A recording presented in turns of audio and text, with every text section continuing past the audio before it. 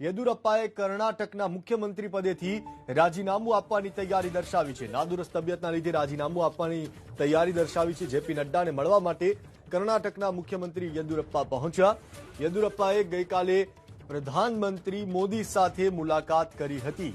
મુખ્યમંત્રી પદ પરથી તેઓ રાજીનામું આપવા માટે તૈયારી દર્શાવી છે। મહત્વનું છે કે નાદુરસ્ત તબિયતનો હવાલો તેમણે આપ્યું છે અને રાજીનામું આપવા માટેની તૈયારી દર્શાવી। જેપી નડ્ડાને મળવા માટે તેઓ પહોંચ્યા હતા। યેદુરપ્પાએ ગઈકાલે જ પ્રધાનમંત્રી મોદી સાથે પણ વાત કરી હતી।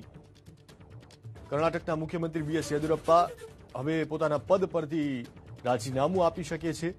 જો કે યેદુરપ્પા સાથે જ્યારે વાત થઈ તો તેમણે આ મુદ્દે ના કહી છે। કર્ણાટકના મુખ્યમંત્રી બીએસ યેદુરપ્પા પોતાના પદ પરથી રાજીનામું આપી શકે છે। સૂત્રોથી જાણકારી મળી રહી છે કે બીજેપી હાઈકમાન્ડે તેમની ઉંમર અને નાદુરસ્ત તબિયતના કારણે તેમની પાસેથી રાજીનામું માંગ્યું છે। જો કે યેદુરપ્પાએ આ વાતનો ઇનકાર કર્યો છે, પરંતુ હવે જે સમાચાર મળી રહ્યા છે તે મુજબ તેમણે તૈયારી દર્શાવી દીધી છે। નાદુરસ્ત તબિયતના લીધે રાજીનામું આપવાની તેમણે તૈયારી દર્શાવી છે। થોડી જ વાર પહેલા જેપી નડ્ડાને મળવા માટે પણ તેઓ પહોંચ્યા અને ગઈકાલે પ્રધાનમંત્રી મોદી સાથે પણ તેમણે મુલાકાત કરી હતી। તો સૌથી મોટા સમાચાર એ મળી રહ્યા છે કે મુખ્યમંત્રી તેઓ કર્ણાટકના હતા અને જે કારણ આપવામાં આવ્યું છે તે નાદુરસ્ત તબિયતનું છે। સૂત્રો તરફથી જાણકારી અને એવી ચર્ચાઓ પણ હતી કે નાદુરસ્ત તબિયત અને ઉંમરના કારણે હાઈકમાન્ડે જ તેમનું રાજીનામું માંગ્યું હતું અને આખરે રાજીનામું આપવા માટે તૈયારી દર્શાવી છે યેદુરપ્પાએ। કર્ણાટકના મુખ્યમંત્રી પદેથી તેઓ હવે કોઈ પણ સમયે રાજીનામું આપી શકે છે। જો કે હવે પક્ષ માટે એ સમસ્યા રહેશે, પ્રશ્ન રહેશે કે ચહેરો કોને બનાવો, મુખ્યમંત્રી પદ કોને સોંપવું, તેને લઈને પણ આગામી દિવસોમાં બેઠકોનો દોર થઈ શકે છે। ગઈકાલે પ્રધાનમંત્રી સાથે મુલાકાત કર્યા પછી આજે પક્ષના અધ્યક્ષ, ભાજપના अध्यक्ष जेपी नड्डा तेमने મળવા માટે તેઓ પહોંચ્યા। को जन्म दे रहा था।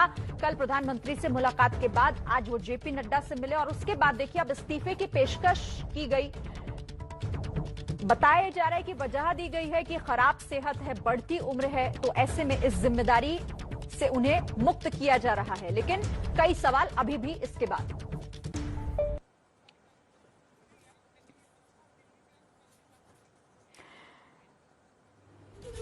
तो देखिए, जैसे कि हम कह भी रहे हैं कि इसको लेकर अटकलें बहुत सारी लगाई जा रही थी, सुगबुगाहट थी। पिंकी राजपुरोहित मेरे साथ बेंगलोर से इस वक्त इस पर बातचीत करने के लिए हैं। लेकिन पिंकी, मैं आपके पास हूं, लेकिन उससे पहले क्योंकि इस वक्त बीएस येदियुरप्पा दिल्ली में हैं, विकास मेरे साथ जुड़े हुए हैं। विकास, अटकलें थी लेकिन अब सूत्र तो जानकारी पूरी तरह से दे ही रहे हैं कि इस्तीफा और इस्तीफे की वजह हालांकि खराब सेहत बताई गई है।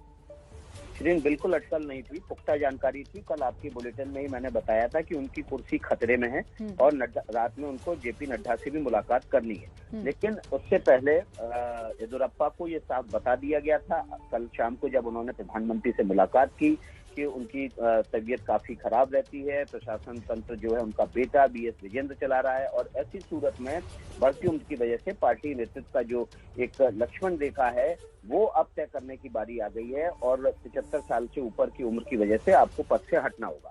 इस बात को बीएस येदियुरप्पा अच्छी तरह से भांप चुके थे और इसलिए कल जब उन्होंने प्रधानमंत्री नरेंद्र मोदी से मुलाकात की तो उन्होंने अपनी मंशा जता दी कि वे अब बढ़ती उम्र खराब सेहत की वजह से पद पर कंटिन्यू नहीं रहना चाहते। अब से कुछ देर पहले जब उन्होंने जेपी नड्डा से मुलाकात की तब भी उन्होंने ये बात वहां पर दोहरा दी है। जेपी नड्डा ने उनको फिलहाल पद पर बने रहने के लिए आज कहा है और पार्टी की व्यवस्था बनने तक वे पद पर बने रहेंगे। तब तक बीएस येदियुरप्पा और ना ही पार्टी नेतृत्व ये स्वीकार करेगा कि अब बीएस येदियुरप्पा जल्द ही इस्तीफा देने वाले हैं।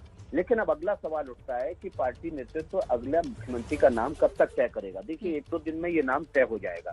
सबसे प्रमुख नाम मैं आपको बताई दे रहा हूँ, प्रहलाद जोशी है, जो कि फिलहाल संसदीय कार्य मंत्री हैं, कैबिनेट मंत्री है मोदी सरकार में। और प्रहलाद जोशी अभी उत्तर कर्नाटक से सांसद है। प्रहलाद जोशी के अलावा जो दूसरा बड़ा नाम है वो बीएल संतोष का है। बीएल संतोष कर्नाटक से ही आते हैं, लंबे समय तक वहां संगठन मंत्री रहे हैं और फिलहाल बीजेपी के राष्ट्रीय संगठन मंत्री हैं और बहुत अच्छे संगठन और प्रशासक माने जाते हैं। इसके अलावा तीसरा नाम है लक्ष्मण सवदी। लक्ष्मण सवदी फिलहाल उप मुख्यमंत्री हैं। लक्ष्मण सवदी लिंगायत समुदाय से आते हैं, वे भी मुख्यमंत्री की रेस में हैं। और उसके अलावा मुरुगेश निराणी और बसवराज यत्नाल, ये नाम हैं जो मुख्यमंत्री की रेस में हैं।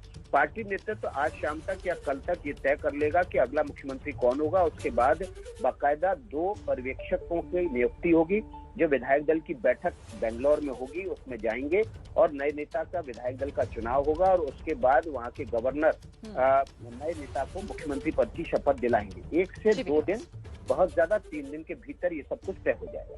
ठीक है, आप रहिए विकास मेरे साथ। हमारे साथ वरिष्ठ पत्रकार प्रदीप सिंह भी जुड़ गए हैं, लेकिन प्रदीप सिंह जी आपके पास आऊं, पहले अपडेट के लिए पिंकी राजपुरोहित का रुख कर लेते हैं। पिंकी, जैसा विकास कह रहे थे कि ये सब कुछ तय था और उसके बाद अब यहां पर अपनी मंशा उन्होंने जाहिर की और फिर इस्तीफे की पेशकश, वहां किस तरह की हलचल है कर्नाटक में? તો 3 દિવસની અંદર મુખ્યમંત્રીનો ચહેરો નક્કી થઈ જશે, વિધાયક દળની બેઠક પણ મળી જશે અને નવા મુખ્યમંત્રી કર્ણાટકના કોણ હશે તે પણ સ્પષ્ટ થઈ જશે। જો કે ઘણા બધા નામ ચર્ચામાં છે, લિંગાયત સમુદાયમાંથી પણ કોઈ મુખ્યમંત્રીનો ચહેરો હોઈ શકે છે, પરંતુ આજે સાંજે અથવા તો આવતીકાલે મુખ્યમંત્રીના ચહેરા પર મહોર લાગી શકે છે।